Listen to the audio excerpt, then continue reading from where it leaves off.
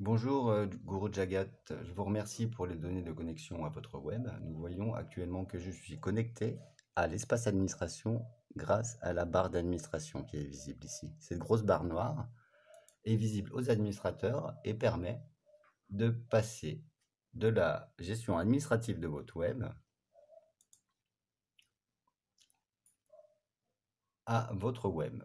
Donc la première chose que je vais faire, c'est vous donner la correspondance de vos pages avec les langues. Quelle page est présente dans quelle langue? C'est un travail qu'il est nécessaire de faire en amont pour comprendre qu'est-ce qui a été oublié sur votre web. Ceci est le mail que je vais vous envoyer en accompagnation de la vidéo.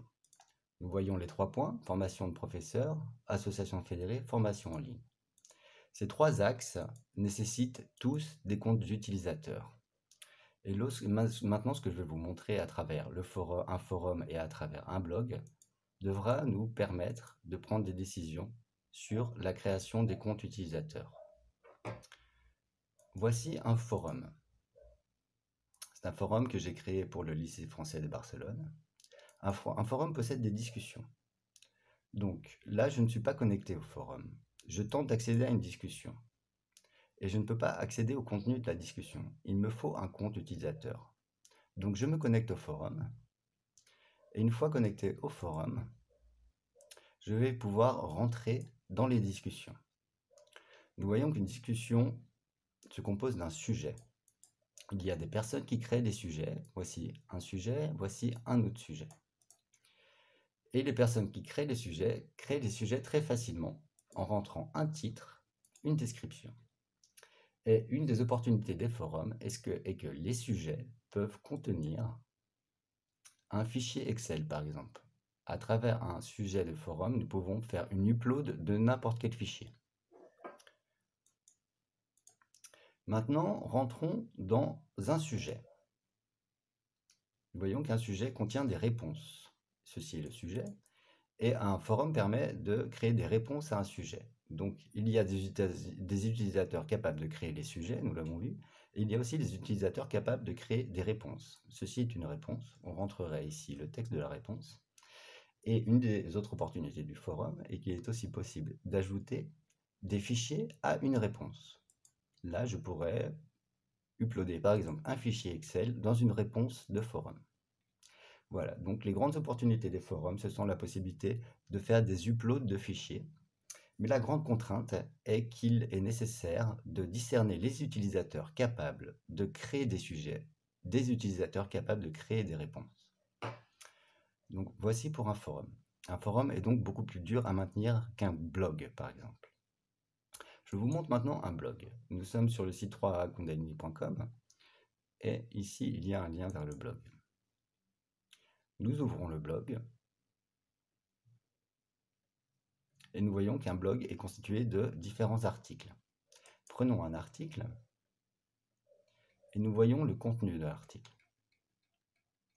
Et à la fin de tout blog, de tout article de blog, il est possible de laisser des commentaires. N'importe qui peut laisser un commentaire. Avant de faire cette vidéo, j'ai laissé un commentaire ici. Et nous voyons que dans un blog, il est possible de créer une approbation de commentaires. C'est-à-dire que mon commentaire ici présent ne sera pas visible aux autres personnes naviguant sur la web avant qu'il y ait une approbation, une modération, avant que quelqu'un se rende dans l'administration, l'espace administration de la web, et que qualifie mon commentaire comme valable. Et ainsi, à la suite, tout le monde pourra le voir et il n'y aura plus ce message. Donc vous voyez qu'il est possible d'utiliser un blog comme une sorte de forum, c'est-à-dire qu'un article de blog pourrait être caché, sauf aux personnes appartenant à l'association fédérée. Donc pas tout le monde ne pourrait voir cet article de blog, seulement les personnes connectées. Et ici, vous voyez qu'à travers un article de blog, vous avez la possibilité d'échanger. Mais la grosse contrainte d'un blog et de ses commentaires, c'est qu'il n'est pas possible de partager des fichiers. Il n'est pas possible pour une personne qui répond de faire une upload d'un fichier Excel, comme je vous ai montré précédemment dans le forum. Voilà. Donc maintenant, nous allons passer aux boutiques en ligne. Car ce qui est important pour vous de comprendre, c'est la création du compte utilisateur lors de l'achat dans une boutique en ligne. Voici une boutique en ligne qui est en construction et je ne suis pas connecté à cette boutique en ligne. Je suis un utilisateur normal qui n'est pas connecté. Imaginons que je veux acheter une activité pour mon enfant dans le lycée. Vous voyez, là, une activité jeudi qui est pour ce niveau-là, à cet endroit. Et je ne peux pas ajouter mon achat au panier, car je dois être connecté. Et donc, il y a un bouton de connexion.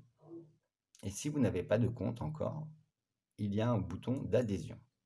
Donc, quelqu'un qui n'a pas de compte va pouvoir rentrer un formulaire qui sera enregistré dans la web pour pouvoir se connecter.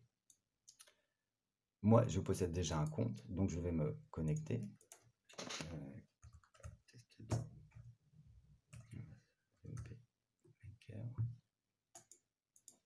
Donc là, je me connecte simplement à la boutique en ligne.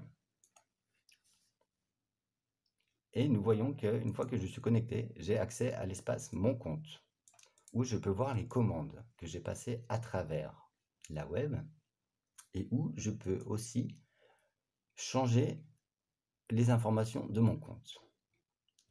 Maintenant, une fois que je suis connecté, je peux me rendre sur un produit et vous voyez qu'ici, je pourrais ajouter au panier. Donc, dans une boutique en ligne, il est possible de ne rendre l'achat possible qu'après la création d'un compte. Il est aussi tout à fait possible de ne créer le compte que lorsque l'on finalise l'achat.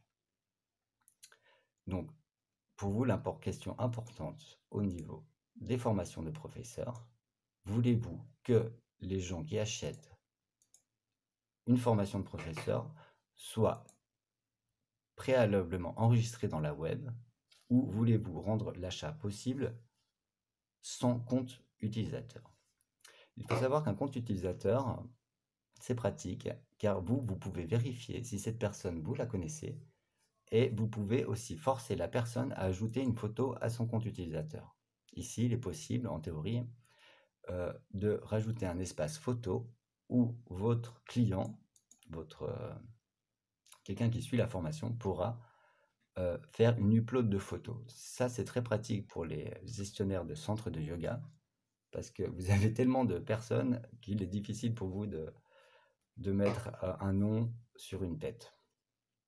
Voilà. Donc, qu'est-ce que... Voilà. Bon, je crois que pour aujourd'hui...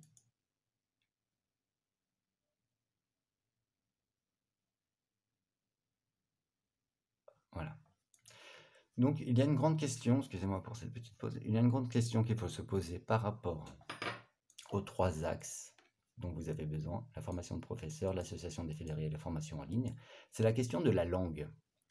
Car si je reviens au blog, vous voyez que le blog est écrit dans une langue. Et les gens répondent en général dans la même langue. C'est-à-dire qu'il n'y a pas vraiment de gestion de langue. Pour les boutiques en ligne, il est plus facile de gérer des langues, de mettre un drapeau ici et d'afficher un contenu français ou un contenu anglais. Mais pour tous les espaces de discussion, c'est-à-dire surtout le point association fédérée, l'idéal serait que vous n'ayez qu'une seule langue, l'anglais. Cela serait beaucoup plus facile à gérer. Voilà. Donc je crois que c'est une vidéo assez longue là pour l'instant, désolé d'avoir fait aussi long.